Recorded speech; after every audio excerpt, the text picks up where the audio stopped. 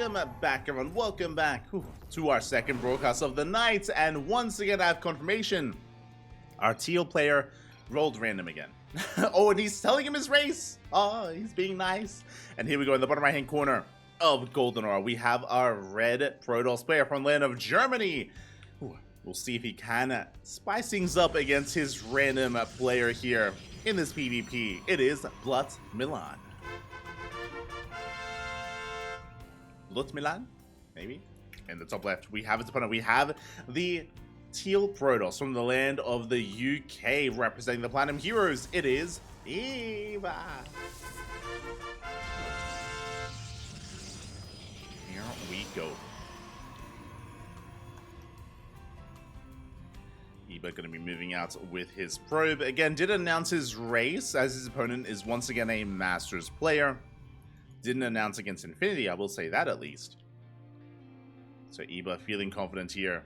And we have seen Eva pop up in PvP before. Fun fact, we have seen him defeat Cristiano before. Not in a series, but in a game. You know, taking a map off of Cristiano is something that Eva has accomplished. So his PvP is pretty damn good. It's pretty damn good. I feel like his PvP can really showcase his micro, his Blink Stalker control as well, and his macro. Like Eva, he thrives quite well here with his Protoss.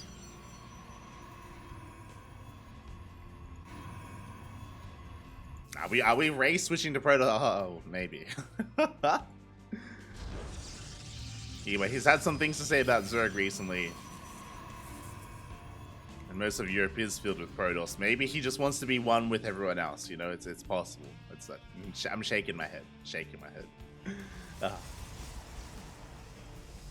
But now though, we are going to be settling into this. It's going to be a 2-gate opener out of Eva. Likewise, a 2-gate opener out of Milan. From here, we should be getting into our units of choice. It is going to be a Stalker Sentry-based opener here from our red Protoss. Our teal Protoss going double Stalker instead. So we do have a safer opener here from our red Protoss. With this Sentry, we will gain access to Hallucination. We can scout any kind of follow-up tech. A Stargate, a Twilight Council, a Robo, a Dark Shrine, something hidden, something different. So very safe play from our red Protoss player. Meanwhile, Eva opening up more aggressively here, looking for map control. And we'll see if he follows it up with additional Stalkers. As he does shut down that pylon. Milan here towards the southern portion of the map. Just scouting. Checking the Zolnaga. Confirming that there is no gold. And both players will be expanding. Naturals are on the way. Did Eva scout? Okay, he did, thankfully. Did scout, did confirm the lack of missing pylon. And our tech of choice is going to be a Twilight Council from Eva. Going to be Blink Stalkers from our teal Protoss player. Sentries on the way thereafter. And likewise, Twilight Council from Milan. So Blink Stalker versus Blink Stalker. Everything is looking pretty standard so far amongst these two Protoss players. No one has deviated yet. And Milan does confirm the tech as well with that hallucination. So Milan is fully aware of what's going on. He knows he is safe. There is a small window where Eva will have Blink and his opponent won't. But it is a small window here. Nothing too major.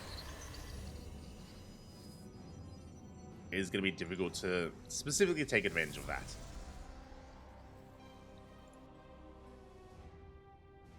As really we're waiting to see how hard we commit, if anyone doubles down and goes up to 4 gateways, if we take a fast third.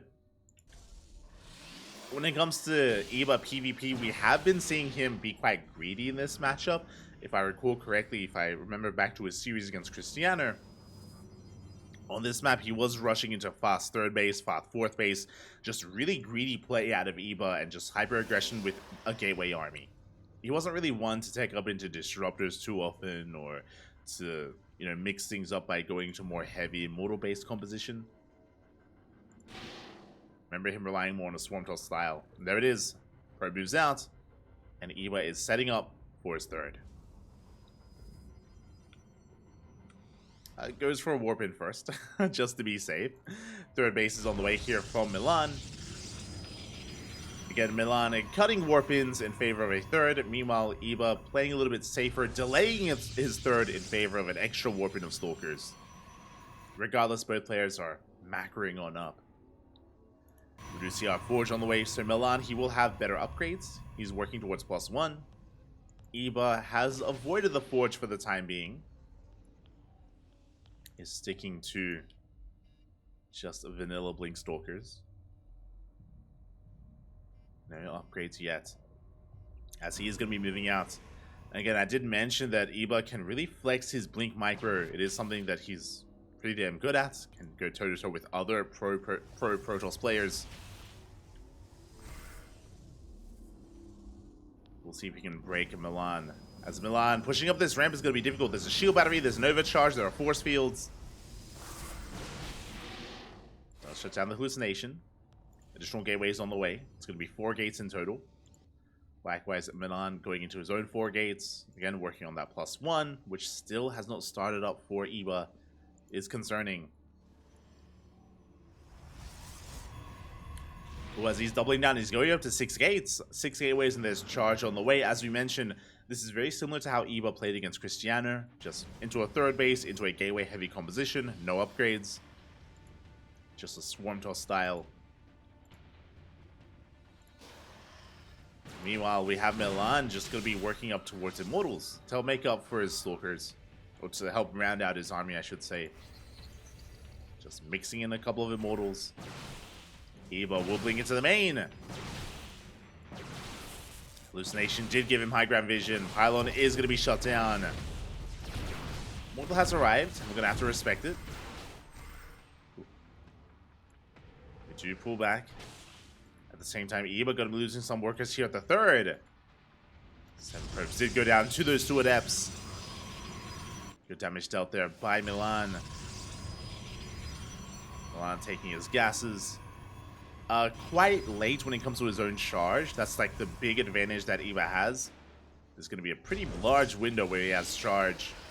It is +1 now on the way. Milan should be starting a +2 as soon as his first upgrade is done. Should be.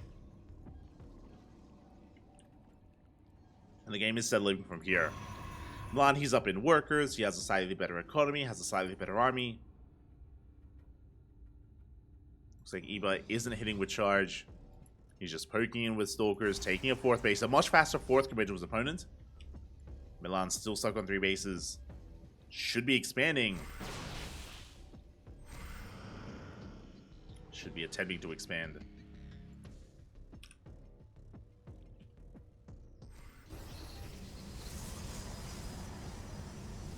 The last still contained here. Again, spending his excess resources on Immortals instead of that Nexus.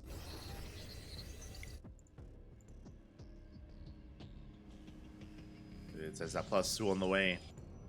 We have a 1 upgrade lead here for our Red Protoss.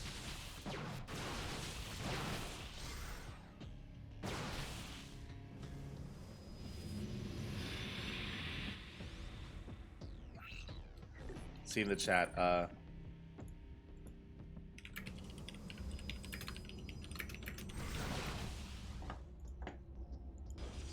see in the chat someone asking, Eba plays Protoss now. He does off-race a lot on stream, but he's playing random. He is playing random these past couple of series. Milan going to be chasing Eba back. Does focus on a couple of those Stalkers. Oh. Gets a good handful of them, but here we go. Celta coming in to reinforce. Milan, he is committing. This Prism has arrived. Again, a very late 4th base from Milan. We'll see if he can break through. Looking at the units here, we do have a pretty comparable Zealot count to each other. Archon's in the mix to help out. First Archon does get focused down. Overcharge is popped. Eba with an insane concave here does force Milan back. And this is not a fight to take. Milan, his Zealot army crumbles. Blinks and 4 DTs in the mix as well. And Eba, he will crush this army and snowball out of control. There's nothing left. We were forced to recall, but barely anything survives. Ooh, only a handful of Stalkers make it back home. 1 Stalker makes it home. That's all we have left, and that triggers a massive counterattack. Again, the game was relatively even between our players, but we saw Milan delaying his fourth by so long, committed to a massive fight, committed into a concave before his Archons are ready, into an overcharge, into a shield battery. He took a brutal fight, and with that Eva, he takes down the fourth base, and it should be smooth sailings from here. In a mirror matchup, how do we come back from this? If we had something like disruptors, then maybe DTs, some other form of tech. Probes are being chased down. We see Milan trying to expand, trying to get another base up and running. But honestly, there's nothing stopping Ibra from collapsing on this position. In between the natural and the third. Yeah, we are moving in. We don't even need the Warpism. Yeah, we dive on forward, blink on top of the Immortals, we focus them down. Zealous and DT is going ham on those Archons. And it's just too much here. Overcharge is depowered. GG gets called, and Eva will take game number 1. Whew. GG. A solid game there out of Eva. Again, just thinking further ahead, and that's how Eva usually approaches PvP, is that he just goes for these longer macro games, does rely on his opponent pushing into him instead, triggering that counter attack. Again, very similar playstyle to what we saw against Cristiano earlier. I say earlier, it was a couple of months ago at this point. But GG, well played, Eba. We'll take a lead in the series, and we'll see what Eba rolls next. As a reminder, Eba is playing random, not Protoss. He is rolling that random. So what will he roll in game number 2? Again, his main race is Zerg, his second best race is Protoss, and his worst race is Terran. But even then, we saw Eba's Terran earlier. We saw that he can make Cyclones. He can mass Cyclone. And he knows that's all he needs when he does roll Terran. Oh boy. So what's it going to be as we load into Oceanborn? Oceanborn is up next.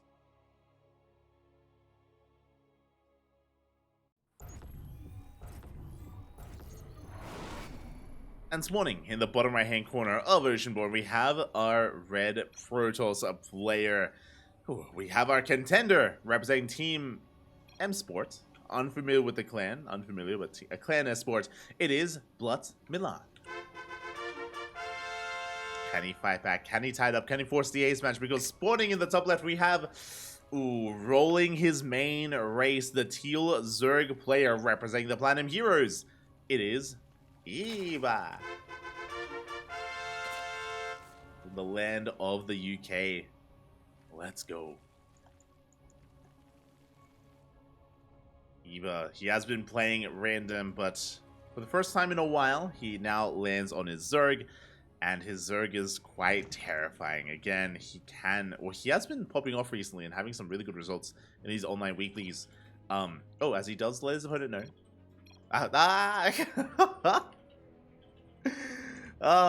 Smooch, Poppy, smooch. Eva, how could you?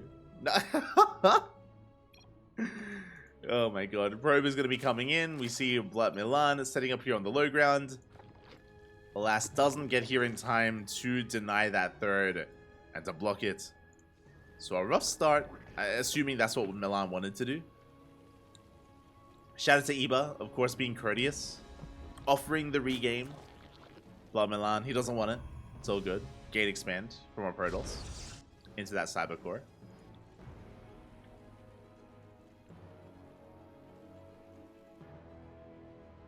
Into that Cybercore, and yeah, the question becomes, what does Milan have in store for us? Do we go for a standard Stargate opener into Oracle into a third base, or do we go for something different?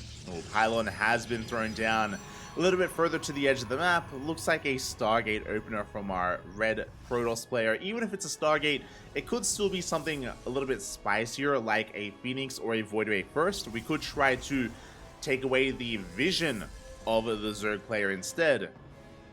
We'll see. We shall see. Again, I'm hoping that he does go for something more unorthodox. There's a Stargate, as we did mention. Again, because the pylon was thrown down a little bit further out, this does reduce the time it takes for the Oracle to get across the map. That's why you throw down your pylon a little bit further out, just so you can, again, reduce that time as long as possible. Again, even 1 second counts here. Even 1 second can make the difference of a dead worker and a live worker in StarCraft. It's a very fast game. Very fast game here. Dep's going to be threading a shade towards the natural. Eva just going to be droning up, getting his third, saturating his bases, working on queens. Nothing spicy out of Eva. There's no like fast gas, there's no fast lair. The first Adepts have arrived. We do commit to the shade actually. Bold move out of Milan. And does focus down some of those drones. Good target firing here from our Protoss, getting 3 workers.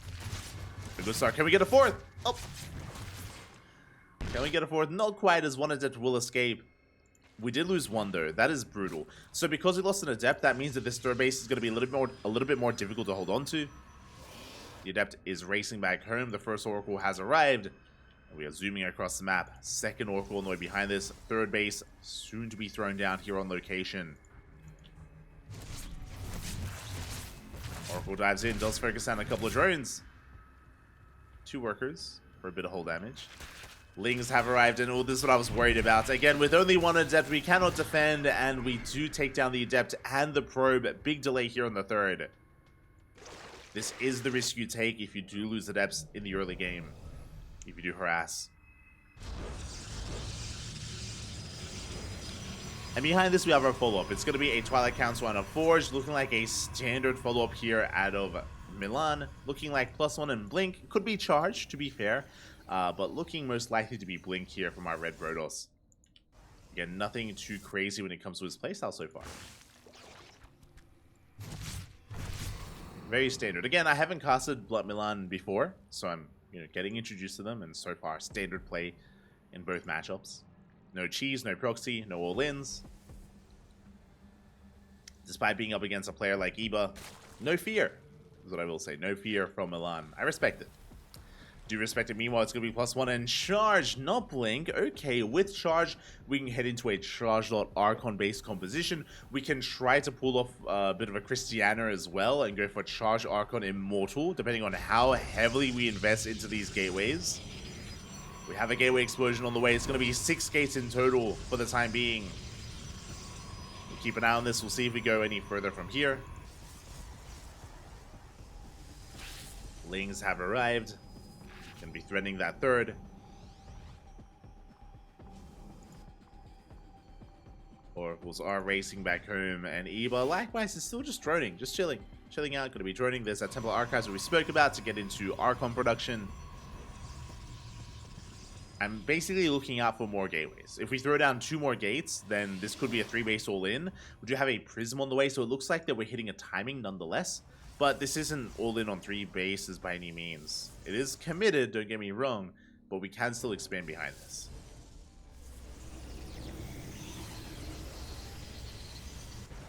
No Immortals on the way. Prism soon to arrive. Upgrades are lining up. Here come those Archons. Here come those High Templar. Usually they're warped in on the front lines, but we're warping them in prematurely. Ooh, and Eba gonna try and get away with some tech. He's going for a Spire. Spire is on the way. Mutas are on the horizon. And if we do not scout this, Mutas could be the end here for the Protoss. We have seen Mutas, if unscouted, just wreak havoc, snowball out of control, annihilate mineral lines. We do throw down 3 more gates. That's going to be 9 in total. That's a lot of gateways. 9 gateways set up here from BlutMilan even. And I think we're committed. I think it's all or nothing here for our Red Protoss player. No 4th. A 4th is very late. We throw it down now. But if this push fails, then there's no holding onto this 4th base. A bold move here from our Red Protoss. He's committing. Here we go, we're forcing our way up the ramp. Roaches are on the way. Queens are in position. Zealots are going down. And as the Zealots fall, we're building up that Roach count. And we will trigger a counterattack. Milan, he just runs into a brick wall of Zerg, loses every single Zealot. The Archons have survived. They have to try to buy time. But Eba, he's not having any of it. He's going for a big counterattack. Oh, pulls back. Does pull back to defend against those Archons. Warp in into the natural, sorry, into the third and the main. The Prism does go down. Zealots say, do manage to get into the main base. Drone damage is being done. A decent hold position micro here, but 10 workers fall. Ay, ay, ay.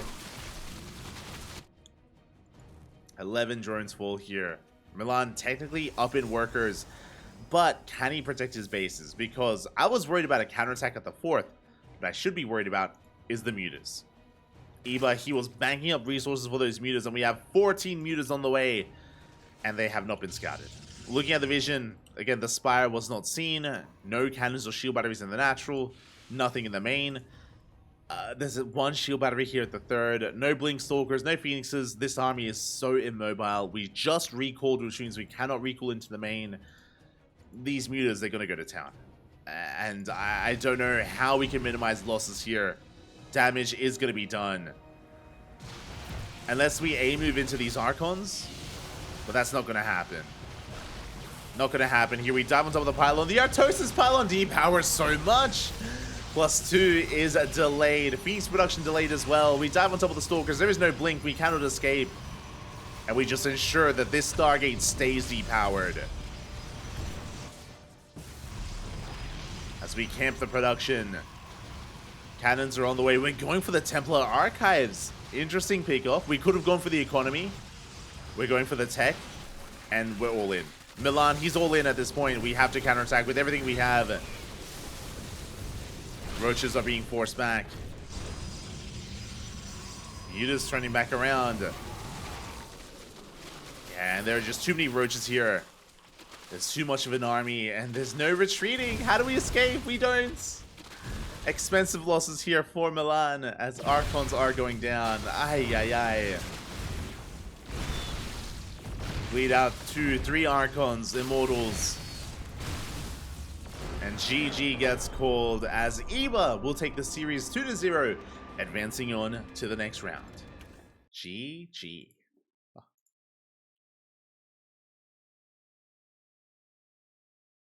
GG, well played. Huh.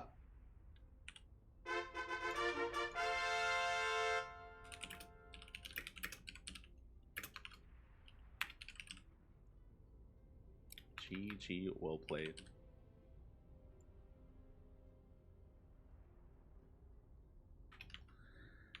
And with that, Eba will take the series 2-0 here, and will advance on into the next round. Hold on. To face off against his next opponent, who is lying in wait, by the way. We have our next series here. It is going to be, I believe, the round of 32. Yes, the round of 32. Lambo is waiting for a rematch here against Eba. He's waiting for revenge. What happened last week? I'm ready for it. I am ready for it. Exclamation mark be in the chat if you guys want to have a look at the back yourselves. And a big shout out to Eba, again, flexing some of his off races so far, but I imagine he will not be off racing against Lambo. I imagine he's going to be sticking to Zerg. I imagine.